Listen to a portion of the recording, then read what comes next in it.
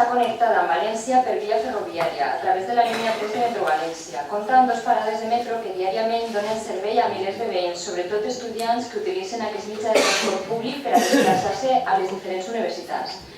Sembla que amb la retallada de personal i la baixada dels sous, la intenció de Ferrocarrils de la Generalitat Valenciana és externalitzar serveis, tot i que existeixen informacions que asseguren que resulta més econòmic que siga la pròpia plantilla de l'empresa la que continua prestant el servei.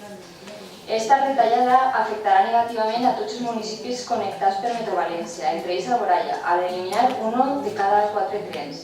El metro és un mitjà de transport essencial per a comunicar Alboraia amb València i amb els pobles de l'Horta Nord que tenen parada de metro, com per exemple Almàssera o Meliana.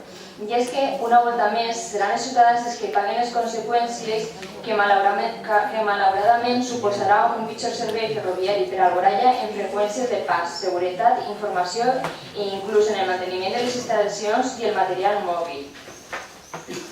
A més, hi ha que fer una aposta decidida pel transport públic per a garantir un transport sostenible i ecològic. Per tot això i per mantenir un servei de transport públic digne i de qualitat, se proposa al ple l'adopció dels següents acords.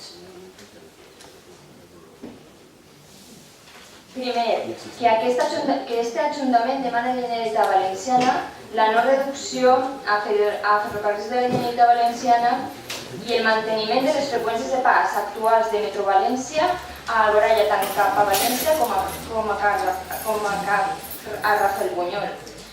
Segon, que l'Ajuntament d'Alboraia, per mitjà del seu alcalde Miguel Chavarria, promoga una reunió amb tots els alcaldes dels municipis per als que discorre la línia 3 de Metro València per a que conjuntament pressionen a la Conselleria d'Infraestructures i Transports i a Ferrocarrils de la Generalitat Valenciana per a que replantegen les retallades previstes en l'empresa que afecten a la línia 3 de Metro València per a mantenir les freqüències.